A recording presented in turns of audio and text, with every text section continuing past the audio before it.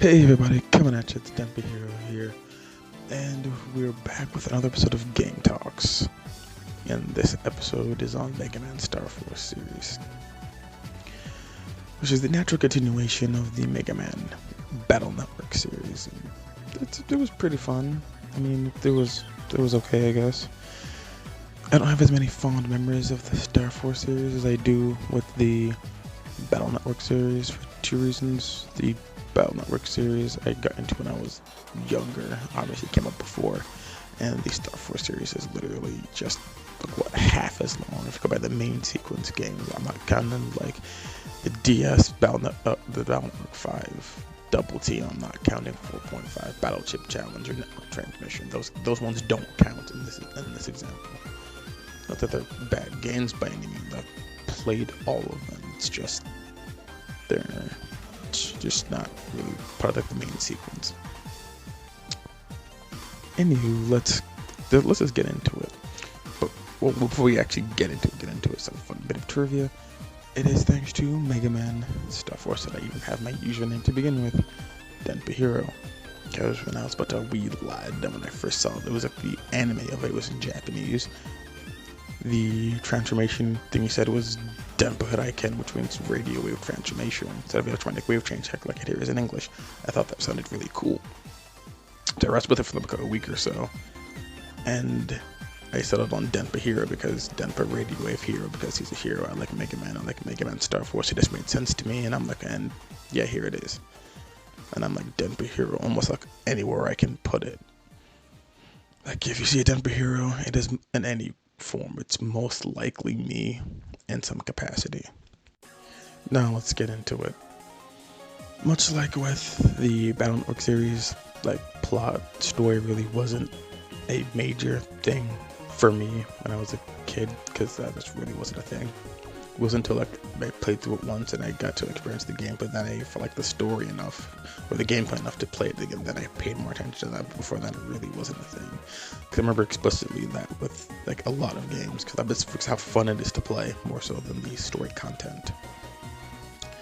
But on the gameplay standpoint, instead of like the 9 red and blue squares that we had to walk on in the Battle Network series, in the Starforce series, you are just stuck doing this side-to-side motions, which is really, when I first played it, that was really weird. Like, I mean, how am I gonna get forward? He's like all the way over there. And it had a lock-on feature, like lock on, do an attack. You like lunge forward and you shoot the thing. I'm like, oh, okay, cool. It has a different kind of mobility. And for those attacks, he actually gave you a shield button, kind of like how in Battle Network series you get like a shield like program which you could press, and Mega Man got a shield and it protects them. I'm like, oh, okay, cool. But the shield uses up your charge shot energy, and the charge shot will like charge by itself. You don't have to like hold it down. And I'm like, oh, hey, this is interesting. So different gameplay mechanics, which took a bit of getting used to, and different just style, because it was no longer sprites, it was 3D now. So the DS got to show off that fancy stuff, and they mentioned the dual screen, it did really offer a lot in the beginning in the way of like differences and how it worked. Like sure, and for the battle system, once like the bar was filled up again, because the bar is back, the gauge, you just went to the bottom screen to the top one to pick out your battle cards instead of called battle chips. Yes, which I'm just like, oh, okay. I mean, you could have stuck with chips and it would have literally been the exact same thing, but okay, whatever. And it was just not that different. It was just like you moved it from just being one screen to 2 screens. Okay, that's like, oh, and you hold on the fire button, it's rapid fires now, and that was interesting. I no longer had to rapidly press the fire button to get a rapid fire effect if one was applicable, so that was interesting. And on that note, again with gameplay, Omega Sys, the being he merges with to wave change, doesn't really have like a customization like thing like Mega Man does. You can like throughout the game you get like these different, I guess, like add-ons to his thing, which will give you different stats like +5 rapid, plus whatever buster attack, etc., etc. And your buster will be enhanced accordingly. So I'm like, this is the closest thing to Navi customization I'm going to get, isn't it? Yeah, it is. Which made me a little sad because I really like the Navi customization. And considering it was just kind of reduced to just like these put thing here, it was like, oh, add this for these stats, but I like being a bit more freeform with it kind of deal. I'm like, why can't I do this? And sure, there was like shades of it in there. You could still do certain stuff, but I still felt it was a bit more limiting in what you could and couldn't do with it, opposed to the Navi customization system. I just felt like a poor man's replica of the Navi customization system. But at any rate, the actual overworld in and of itself, it was okay. It would look like Mega Man Battle Network, just looked better because it was updated, it was on better hardware, better technology. But the gameplay was effectively the same. Not a lot really changed there. You bought your battle cards. There's no real difference. You fought with them. You, instead of jacking into like different terminals, there are these things called like in the first 2 games, there are these things called wave holes, right? Where you would stand over one, and you would press R, merge the Megasys, and then transform into Mega Man. The cool thing about that is these wave holes are like invisible, so you had to press the Y button, drop your visor, and to be able to see around. I thought that was pretty cool. I spent most of the game until I had to just put that visor on, because that was like the coolest thing. I could like see like the electromagnetic world, the invisible world that the wave being like lived in. I could like see things that other people couldn't, and that just tickled me in all the right ways. So I just played the game most with it on until I had to take it off. Well, speaking of actually playing the games, I never actually beat the first one my first go round. I got to like some like dumpster section where you have to tap the screen to save a Mr. Prog Chow looking thing, and I just couldn't do it. It was super frustrating. I thought I was doing everything correctly and nothing was going my way. I was like, screw it. So I spun it. I got 2. And I actually beat that one because I'm just like, I don't want to go through the rest of my life never having beaten a Mega Man stuff. So I beat the second one, I beat the third one, and I eventually went back and beat the first one. Like, there's like 3 different first ones. There was like Leo, Dragon, and Pegasus, right? Yes, that's when I got Pegasus, because why not? I got the Ninja for the second one. And for the third one, I got Black Jokers. There's only 2 for the second and third one. I just went with what looked cool to me. Yeah, I just couldn't beat the first one. I got to that point, and it just stonewalled me. I just couldn't make no progress. But on the whole dumpster section, that was actually pretty gruesome if I went to myself, because this is fresh off me from the Battle Network series. I was waiting for another one, and it was like, and then I was like, PETs are all in the dumpster. Like, wait, what? Why are PETs here? Because they have these new fancy things that are better. I'm like, where are all the net navis or something like that? They still exist in the game, right? Yeah, I've used several of them at this point, because the navis still exists. But what the hell happened? Because at that point, I kind of, was getting more into the background of the game, because I wanted to know what happened to all the really cool net navis that appeared in the Battle Network series. Me and my brother actually were like, there was some great net navi genocide that we were just like playing around with that idea, because it just like made the most sense, because where'd all the net navis go? But that aside, no other like point in either of the other 2 games actually stonewalled me like that. I think it had to do more with like the detection from my stylus on the touchscreen, and how I think even though I was pushing it, I think it was a bit off. So when I hit it, it was just like, not really.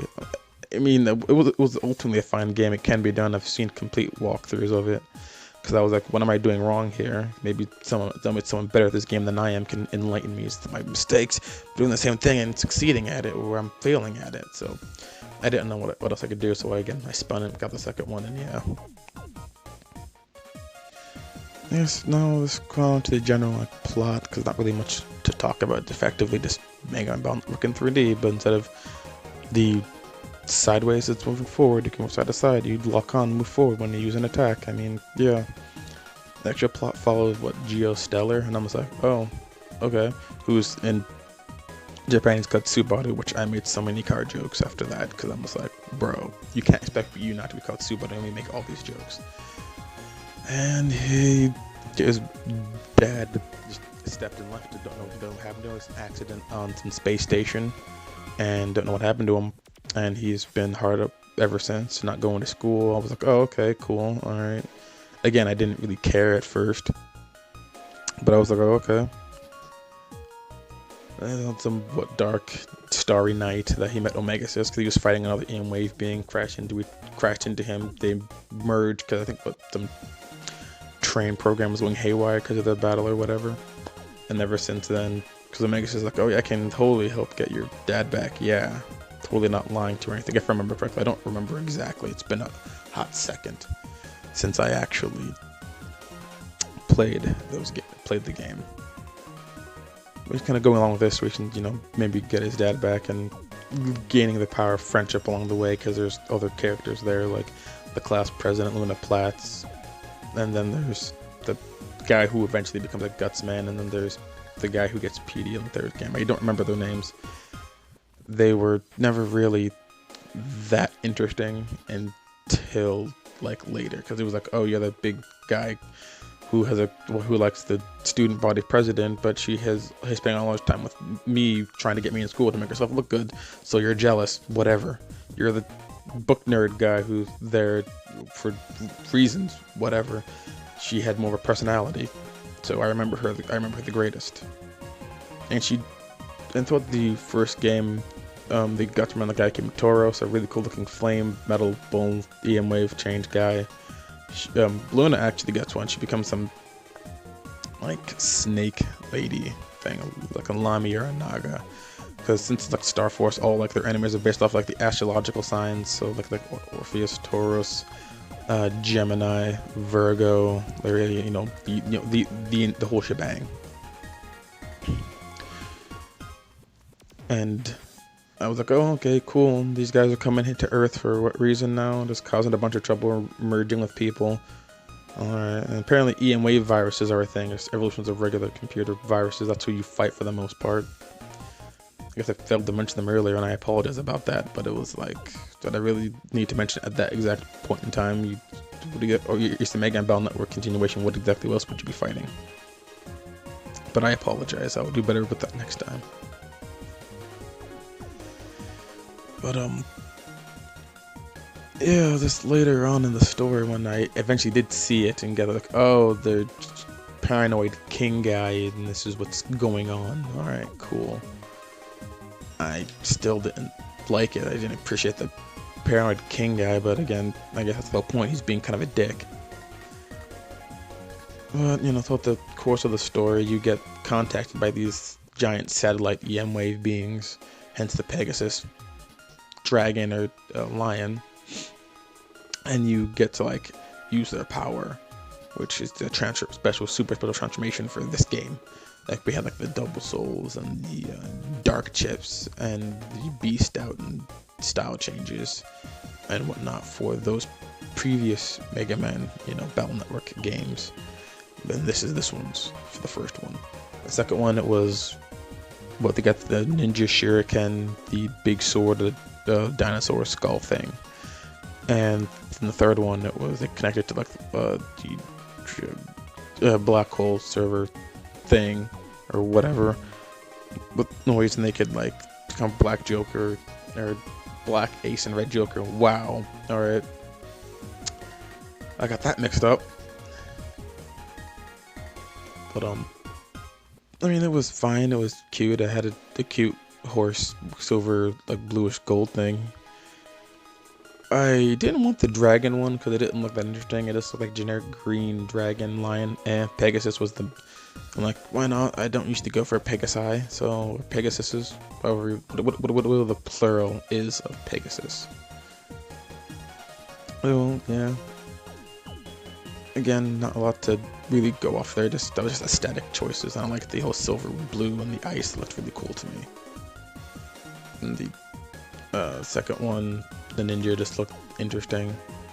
I didn't much care for the dinosaur and the knight, because it was like Zerker X Saurus and Zerker X Ninja, because each one had like, it had two of them in there, because you could like merge the two arts together, these out of place artifacts or whatever together, to get a stronger like form.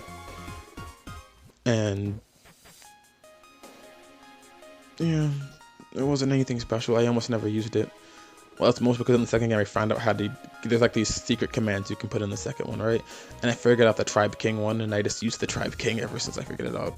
The Tribe King is when you put all three artifacts together, which normally you can get, but you have to like connect with another person's game and whatnot, so you can get the source like thing or whatever, and then you can get Tribe King. I never had anyone to play with, so I could do that.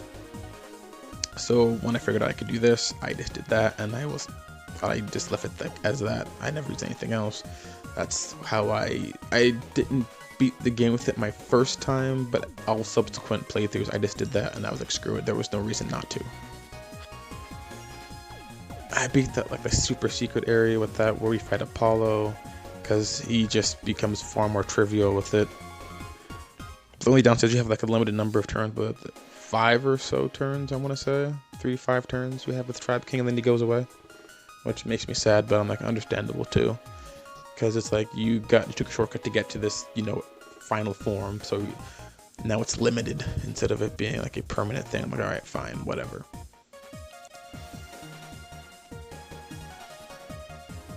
And the third one with the Black Ace, there's a whole noise reading, because there's like noise, which is like the bugs and stuff from like previous Mega Man games, white noise, you know, that whole deal.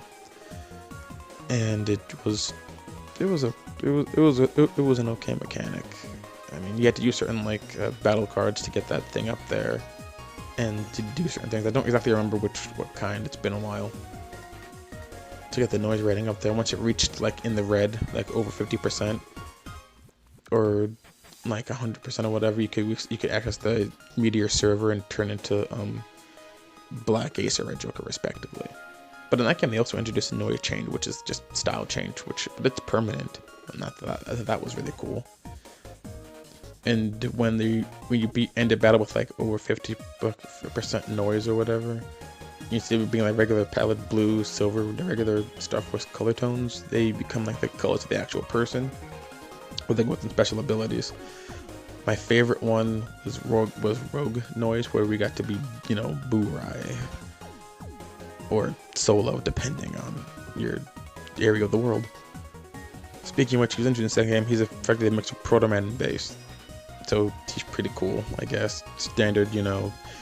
And to this character who's just like, my life was so hard, I had these special powers, and people beat me down for it in a group, but individually they couldn't touch me. So, you know, this whole unity thing is for the weak and crap like that. And I'm just like, oh, well, if you were any more generic, it would hurt. It would actually cause me physical pain. But cool enough, I guess. Because I looked on the website when it was coming out, because I was really into this, and it was like, I'm not joking with Proto Man and Bass. That was like the design was like Proto Man and Bass mixed together, and I thought that was such a sick idea, because he was like red and black and with spiked up white hair or something like that. I'm like, oh, so he's gone Super Saiyan or something? Alright, fine. And the plot of the second one is, it's about as interesting. Well, actually, to me, I think it's a bit more, because it's like an ancient civilization on the actual planet, so which means it predates the Mega Man Battle Network universe. Retroactively, of course, because they didn't think of it in the Mega Man Battle Network series, but retroactively, you know, makes so there's advanced electromagnetic wave power civilization existed beforehand and just kind of vanished. Turns out there was some like god of electromagnetic waves, Ramu or something like that, and he just wrecked the place for reasons I don't remember,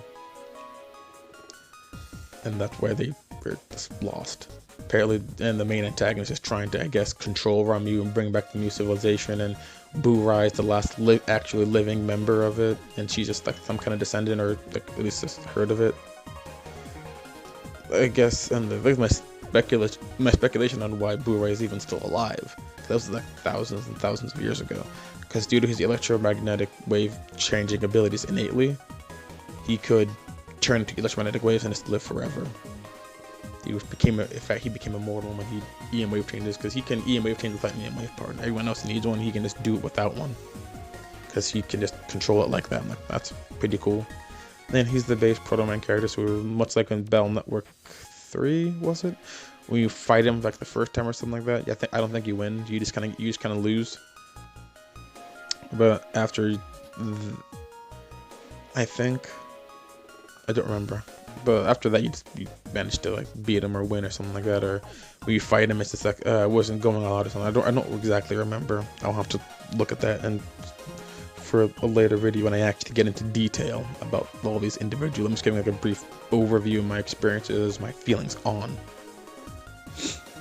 these video games, which again, they're fine. Oh, I guess the whole point of this, she was trying to bring back her 86th husband, her boyfriend or something, and I was like, oh, well, I can see that. That's fine. Advanced technology, like summoning the power of a literal god and trying to Shazam her husband back to life. That's fine.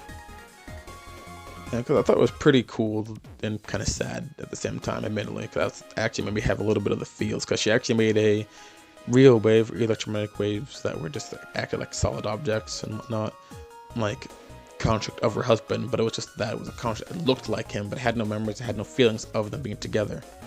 So her whole goal was to use God person, I guess, make him real or something like that. Like, oh, okay, that's fine. And then, yeah, because he actually introduced to an entity called Hollow, which I'm just like, oh, that's pretty cool. The whole robe things, all right, awesome, it's fine. But, yeah, once again, not a whole lot was going on there.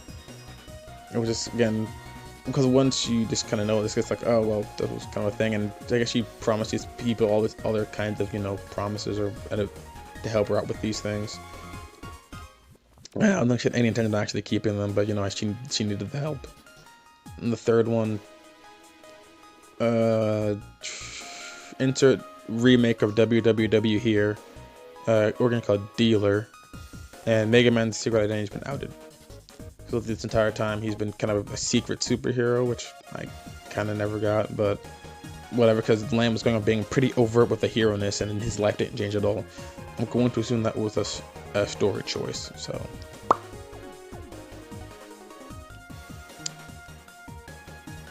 And it kind of goes on like that. I mean, once again, the third one, it was fine. These new, like, noise areas, it was cute, it did the job. But for the most part, it was my favorite one gameplay-wise. Story-wise, they're all about the same. Nothing really going on there. Acid Ace was cool. Acid Ace is a character introduced. He was really cool, and I like him. And the whole, like, because he used to be a part of Dealer. He left. That's why his name is Ace, because all named the cards Ace, Jack, Queen, Joker, blah blah blah blah. And their evil thing was to make a lot of noise, get the whole Crimson Meteor thing here to rule the planet or whatever. Obviously, Ace didn't like that. He's like, nah, gonna go help the satellite police. Nah, they don't know whatnot. So that's what he ended up doing. And oh yeah, Mega Man cannot actually EM wave change without the use of Omega Assist. And I thought, like, okay, how'd they manage to swing that? But whatever. And Flame Tauros guy's back, and he can now EM wave change. Well, can't hold it for very long initially, but he can do it. And Rolla's here. She was in like the first one and second one too, but I guess the whole thing is she used some pop idol person who, I guess, due to her lifestyle, was very lonely. Which, if I remember correctly, about what I understand about the like the J-pop like idol lifestyle, it can get pretty lonely because they like to micromanage every aspect of your life. Because you're supposed to be some unobtainable like figurehead of X, and they just like segregate her from everyone else. But she's still a person. They needs that contact and that interaction with other people, and they don't care about that. So she was very lonely, and her manager was just kind of to be riding her for as much money as possible. She was unhappy. Then lyric came, the harp, like, wave being, and yeah, she didn't leave that much of an impression on me because she was there briefly for like the first one. She kind of interwove herself a little bit, and I'm like, but since we never really got into it, in my opinion, it really wasn't that big a deal. I remember her more from the anime, more than the game. The game didn't leave that much of an impression on me. Maybe because of the first time around I didn't finish it. Second time around we barely saw her at all. And the third time around, what was she even doing there? No, she didn't leave a lasting impression. So I just kind of didn't bring her up because I'm kind of spitballing these plot points, but she could be omitted entirely and the plot doesn't change at all. Not really. I think some character development moments may be altered because of her interaction with like Geo, but for the most part, I guess my final thoughts are, they were just okay. My favorite one's the third one, ultimately, because I like moving forward with the series. I don't like staying in one stagnant spot. Yeah, I like Fallout Network 3 the most out of everything I mentioned, but I don't want to just stay stagnant, and we gotta move forward with stuff. We can't move backwards, we can't stand still. Life's about evolution. I give it the overall experience, if I out of 10, solid 7. It's passable, it's okay, it's good. It hit the notes, it did the job. And yeah, I guess that's it for this one. I don't really have much more to say on that score. Kind of rambled there for a bit, kind of went off my little notes. But you know, hey, this is that kind of thing more free for me. I will see you guys next time. Peace.